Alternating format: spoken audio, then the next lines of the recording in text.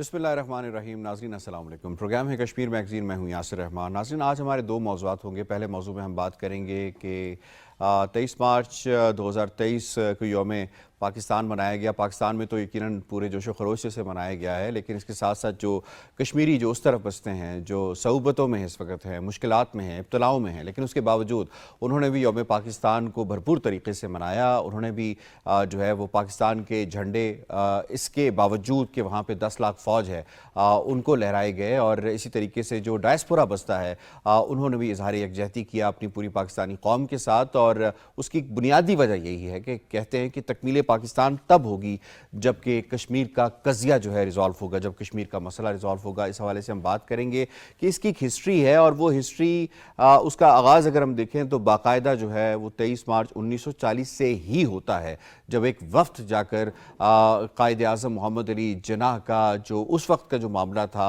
और 1940 की जो करारदाद पाकिस्तान पेश की गई थी, कश्मीरियों का एक वफ्द बाकायदा तौर पर उसमें शिरकत करता है। और उसके बाद फिर कश्मीरियों को अपना नस्बुल ऐन तय उनका होता है, और उसके बाद फिर उसकी जद्दोजहद के लिए फिर वो आबी कदल के हवाले से बात कर लें या दूसरी मकामात के हवाले से बात कर लें, जो बाद में मुस्लिम कॉन्फ्रेंस ने जो इलाक़े पाकिस्तान के हवाले से करारदादें मंजूर की, ये फिर उस पर मुंतज होता है। और उसके बाद फिर कश्मीरी अपनी जानों का नजराना पेश करते हैं और आज तक पेश करते रहे हैं।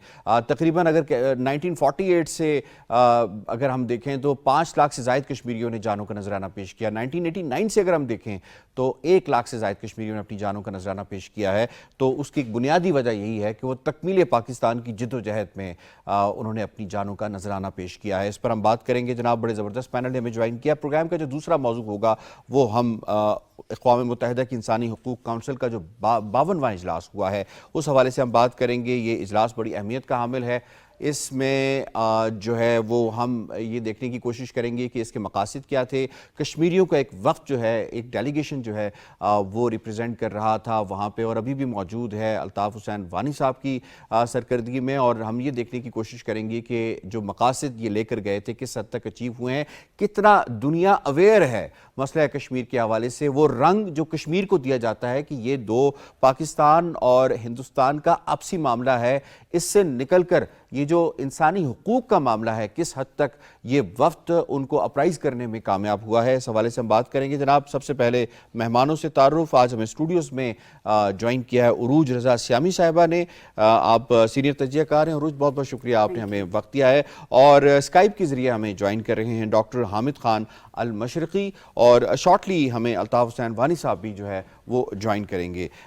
इससे पहले हम प्रोग्राम का आगाज़ करें। जनाब, सबसे पहले एक रिपोर्ट तैयार की है यौम आज़ादी, यौम पाकिस्तान, और इसके साथ साथ इसकी जो ख़ास अहमियत बनती है कश्मीर के तनाज़ुर के हवाले से, उस पर एक रिपोर्ट तैयार की गई, आपसे शेयर करते हैं। इस्लाम के ताल्लुक से ही, इस्लाम की मोहब्बत से ही हम पाकिस्तानी हैं, पाकिस्तान हमारा है। 23 मार्च 1940 मुसलमानाने बर्रे सगीर की तारीख में एक अहम संग मील है। कश्मीर की जद्दोजहद आज़ादी भी तहरीक पाकिस्तान का तसलसल है, जिसका असल मुहर्रिक 23 मार्च 1940 को मंजूर होने वाली करारदाद है। जिस कश्मीरी वफ्द ने 1940 को लाहौर में मुस्लिम लीग के जलसे में शिरकत की, उसने ऐलान किया था कि जम्मू कश्मीर मुस्तकबिल की मुस्लिम रियासत का हिस्सा होगा। कायद आज़म मोहम्मद अली जिन्नाह के कश्मीर के 3 दौरे इस अम्र का आकाश हैं कि वो कितनी शिद्दत से कश्मीर को पाकिस्तान का हिस्सा देखना चाहते थे। BBC की डॉक्यूमेंट्री के मुताबिक वफात के वक्त कायद आज़म मोहम्मद अली जिन्नाह रहमतुल्लाह अलैह के आखिरी अल्फाज ये थे, कश्मीर कश्मीर कश्मीरियों को उनका हक दिया जाए। आज भी यौम पाकिस्तान के मौके पर मकबूजा कश्मीर में कश्मीरी सब्ज हिलाली परचम लहराते हैं।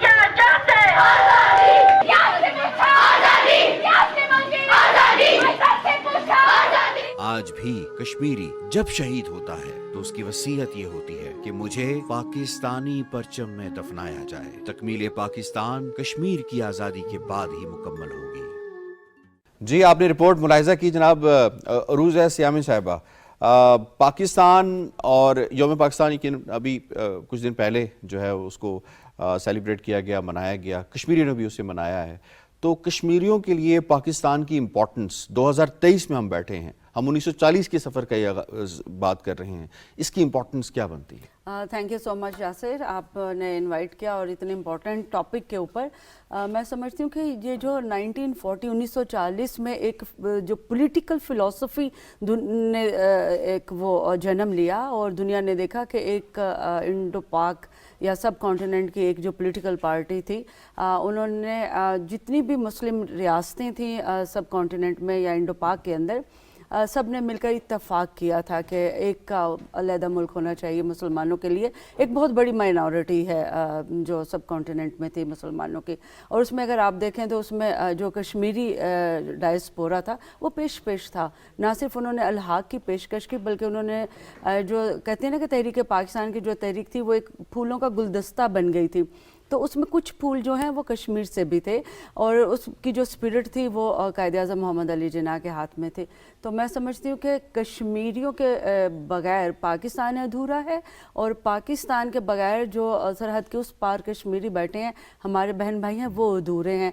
तो वो जो एक सिलसिला इसलिए वो चल उसको निकला सरहद नहीं था, कहते, इसीलिए उसको एलओसी कहते हैं। एलओसी कहते हैं, बल्कि वो और एलओसी को मानते भी नहीं है, वो कहते मानते हैं कि भी जी नहीं है। देयर इज नो एलओसी जी, और वो अगर पाकिस्तान का कोई भी यहाँ पे दिन होता है तो वो उसको ना सिर्फ अपने मकामात पे मनाते हैं, बल्कि आप देखें पूरी दुनिया में वो सेलिब्रेट करते हैं। जहाँ कहीं पे भी वो पहुँचे हुए हैं तो वो वहाँ पर पाकिस्तान के डेज सेलिब्रेट करते हैं। और मैंने अभी रिसेंटली देखा कि उन्होंने यूके में, ऑस्ट्रेलिया में, अमेरिका में पाकिस्तान डे जो है वो सेलिब्रेट किया।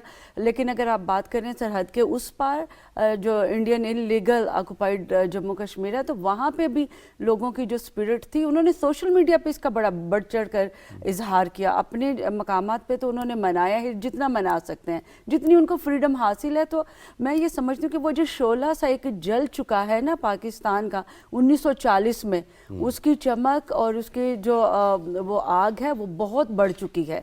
अब वो एक फर्द से, एक जमात से निकल के वो पूरे मकबूजा कश्मीर में फैल चुकी है। तो हमारा होना जो है, उसके जो तकमील है हमारी, वो उनके बगैर अधूरी है और उनकी तकमील हमारे बगैर अधूरी है। तो मैं समझती हूँ कि ये पाकिस्तान डे नहीं था, ये सिर्फ पाकिस्तान डे नहीं था, ये मुसलमानों का डे था जो सब कॉन्टिनेंट में रहने वाले हैं और जो इंडिया में भी रहने वाले मुसलमान हैं। ये उनके लिए भी एक बहुत बड़ा दिन था, क्योंकि वो वहीं रह गए थे, हम लोग यहाँ पे उनको वो म्यूजिक फेस करना पड़ रहा है, उनको प्रॉब्लम्स देखनी पड़ रही हैं कि जो कौमी नजरिए के हवाले से कायद-ए-आज़म ने फरमाया था। जनाब हामिद खान मशरकी साहब, आपको वेलकम करते हैं। जनाब ये फरमाइएगा कि ये जो मामला है, जो हिंदुस्तान बार बार कहता है कि दो मुल्कों का आपसी मामला है, तो ये फरमा दीजिएगा कि इसकी जो नज़रियाती बुनियाद जो है वो 1940 में पड़ गई थी। इसकी थोड़ी सी हिस्ट्री भी बयान कर दीजिएगा ताकि आज का जो नौजवान है उसको पता चल सके कि कश्मीर का जो मामला है वो कितना पुराना पाकिस्तान के साथ मुंसलिक है। और दूसरा ये भी बता दीजिएगा जो कंटेम्प्रेरी एरा के अंदर हम जो सिचुएशन देख रहे हैं उसमें जो तकमील पाकिस्तान है उसके लिए चैलेंजेस क्या क्या हैं कश्मीर के हुसूल के पॉइंट ऑफ व्यू से अगर हम बात करें तो। बहुत शुक्रिया यासिर। देखें, दो बातें बड़ी अहम है। एक तो ये कि पाकिस्तान, जैसे कि करारदाद पाकिस्तान लाहौर से लेकर फिर पाकिस्तान के क़याम तक जितनी भी जिद्दोजहद हुई, उसमें हमने देखा कहीं पे भी मतलब जो कश्मीर का जो मुसलमान था उसने भी बढ़ चढ़ कर हिस्सा लिया पाकिस्तान की आज़ादी की तहरीक में। शिमला के अंदर भी मुसलमानों के हक में जो है वो बहुत सारे कॉन्फ्रेंसेस हुई, मुस्लिम लीग नून के इलाकाई इजलास हुए। उसके साथ साथ दूसरी जगहों पर भी अगर हम देखें तो एक बात बड़ी अहमियत रखती है, वो ये कि जब पाकिस्तान मार्ज़े वजूद में आता है तो जहाँ हैदराबाद, मोनाबाव, जूनागढ़, ये सारी रियासतें जहाँ पर मुस्लिम अक्सरियती की वजह से पाकिस्तान का हिस्सा बनना चाहती थी, उनके जो स्टेट्स के नवाब थे उन्होंने फैसला किया था ये पाकिस्तान का हिस्सा बनेंगे। इसी तरह कश्मीरी जो हैं वो तो सोच भी नहीं सकते थे कि वो हिंदुस्तान का हिस्सा बनेंगे, जहाँ 80% से भी ज्यादा आबादी जो थी वो मुसलमान थी। खुद जो कश्मीरी राजा के जिस लेटर के ऊपर और जिस डील के ऊपर ये बात करते हैं, आज तारीख ने साबित किया है कि उसने भी कभी भी भारत के हवाले करने की बात ही नहीं की थी। तारीख तो ये बात भी आज साबित कर रही है। तो इस हवाले से ये बात करना कि जी कश्मीर जो है वो किसी भी सूरत में इंडिया को जा सकता था या इंडिया का उस पर कोई भी इखलाकी, कानूनी, सियासी हक है, तो ये तो आज पूरी दुनिया जानती है कि ये एक कब्जे के अलावा, एक जुल्म की जबर की रियासत के ऊपर कब्जे के अलावा और कुछ भी नहीं है। आज का कश्मीर अगर हम देखें, आज की सूरत हाल देखें, तो जहां पाकिस्तान के बहुत सारे तज़वीराती जो हैं मुफादात या उनके पाकिस्तान के जो स्ट्रेटेजिक जो इंटरेस्ट हैं वो भी कश्मीर के साथ जुड़े हुए हैं। उसके साथ साथ हम जो कश्मीरियों की इतनी बड़ी कुर्बानी है, वहीं पाकिस्तान ने भी अपनी बड़ी कुर्बानी दी है। पाकिस्तान की दोनों तीनों जंग जो हुई उनकी एक बुनियादी वजह जो थी वो कश्मीर का मसला था, चाहे वो 65 की जंग हो, चाहे वो उसके बाद कारगिल की जंग हो, चाहे 1948 में जो कश्मीर पर मुसलमानों ने कब्जा की या आज़ादी की कोशिश की। तो इस सारी सूरत हाल के अंदर एक बात तो बड़ी वाज़ेह है और वो ये है कि ना तो कश्मीरी चैन से बैठ सकता है अपनी मंजिल मकसूद यानी पाकिस्तान से इल्हाक को पाए बगैर, और ना ही पाकिस्तान इस मामले को किसी भी हालत में पीछे छोड़ सकता है। ये अब जिसको कहते हैं ना कि बाइलैटरल इशू नहीं रहा, ये ट्राइलैटरल इशू भी नहीं रहा, ये मल्टीलैटरल इशू है। ये बहुत सारे फ्री कैन इसमें शामिल हैं। ठीक है, आपने बहुत सारे फ्री कैन के हवाले से बात की, तो एक फरीक यकीनन कश्मीरी भी हैं और अल्ताफ हुसैन वानी साहब ने भी हमें ज्वाइन कर लिया है, उनसे भी बात कर लेते हैं all the way from Geneva. Altaf वानी साहब बहुत बहुत शुक्रिया जनाब। आज के दिन के हवाले से यानी हम बात करें यौम पाकिस्तान के हवाले से जो 3-4 रोज़ पहले जो है जिसे मनाया गया है, इसकी अहमियत कश्मीरियों के लिए क्या है, और ख़ास तौर पे उस वक्त का भी बड़ा जिक्र सामने आता है जिसने 1940 के अंदर इस अहम जो बरे-सगीर में कहते हैं इससे बड़ा वाक़या शायद कोई नहीं हुआ होगा, जो 23 मार्च 1940 को रूनुमा हुआ था। तो इसके अंदर जिसने शिरकत की और उसके बाद फिर कश्मीरियों ने जिस जदोजहद का आगाज़ किया, इस चीज़ से भी वाज़ह है कि एक जो मुल्क वजूद में आया पाकिस्तान, और इसके वजूद में आने के लिए जो कुर्बानियाँ मुसलमाना ने बरसग़ीर ने दी, उसमें मुसलमाना ने कश्मीर भी शामिल थे, जिन्होंने कायद-ए-आज़म के शाना बशाना इस सिलसिले में अपनी जो खिदमत दी। जब क़रारदाद पाकिस्तान पास हुई 1940 में, उस वक़्त कश्मीरी वफ़द भी वहाँ पर मौजूद था जो उसमें शामिल था। और इस तरह से फिर जब हम देखते हैं इस दिन की अहमियत, तो कश्मीरियों ने अपने आप को पहले से ही पाकिस्तान के साथ, जब पाकिस्तान 1947 14 अगस्त को वजूद में आया, तो उससे पहले ही 19 जुलाई 1947 को आल जम्मू कश्मीर मुस्लिम कॉन्फ्रेंस की करारदाद हमारे सामने है, जिसने ये इस्लाम महाराजा को ये बताया कि हमारा जो सियासी मुस्तकबिल है वो पाकिस्तान से वाबस्ता है। और तब से आज तक अब देख रहे हैं कश्मीरी जो कुर्बानियाँ दे रहे हैं वो पाकिस्तान और नज़रिए पाकिस्तान के लिए दे रहे हैं। और आज भी जो पाकिस्तान कश्मीर के बच्चे जो शहीद होते हैं उनको पाकिस्तानी परचमों में दफनाया जाता है, ये जानकर भी कि हिंदुस्तान की सरकार उस पर किस तरह का रिएक्ट करती है, किस तरह से फिर लोगों को कैदोबंद की सोबतें बर्दाश्त करनी थी, उनके घर तबाह बर्बाद किए जाते हैं। लेकिन जो पाकिस्तान से मोहब्बत है वो किसी तरह से कम नहीं हो। इसलिए कश्मीरियों के लिए आज के दिन एक बहुत बड़ा दिन है और उनकी जो सियासी मंजिल है उसको पाने का दिन है, और उसके लिए उनकी जद्दोजहद जारी है। बिल्कुल ठीक है जनाब।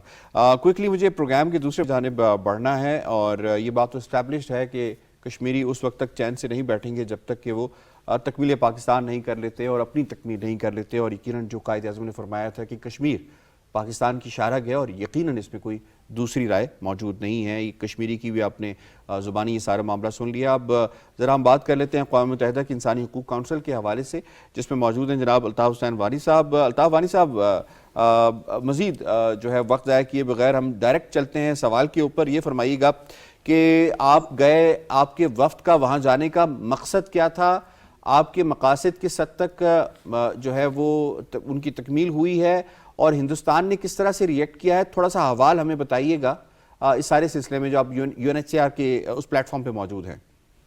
देखिए, UNHRC के जो कमिश्नर ऑफ ह्यूमन राइट्स है, उनका जो पहले दिन जो अपडेट होता है, अपडेट्स पर और अपडेट्स अराउंड द ग्लोब जो ह्यूमन राइट्स सिचुएशन है उन पर उनका अपडेट था, और उसमें उन्होंने कश्मीर की सूरत हाल का जिक्र किया। उन्होंने कहा कि हमें तशवीश है मकबूजा कश्मीर, और कश्मीर के अंदर जितनी भी इंसानी हकूक़ की पामालियाँ हो रही हैं उस पर तशवीश है। हमने हिंदुस्तान और पाकिस्तान दोनों मुल्कों से रब्ता किया हुआ है, हम देख रहे हैं, हम सिचुएशन को मॉनिटर कर रहे हैं। हम इस सिचुएशन वहाँ की इंसानी हकूक़ पामालियों का और वहाँ के इंसानी हकूक़ के जो डिफेंडर्स हैं उनकी गिरफ्तारी का और वहाँ की कत्ल गारत का बगौर नोटिस ले रहे हैं। तो उस पर हिंदुस्तान का जो रिएक्शन था, हिंदुस्तानी मंदूब ने उसके रिएक्शन में कहा अगेन उसी तरह से जिस तरह से हाई कमिश्नर की रिपोर्ट पर उन्होंने रिएक्शन दिया था, ऐसा ही सीमा पुचानी का आप शायद जिक्र कर रहे हैं। جی بالکل، اس نے یہ ریئیکشن دیا کہ جناب ہندوستان جو ہائی کمشنر کی جو ریفرنس تھی it was unwanted for, it was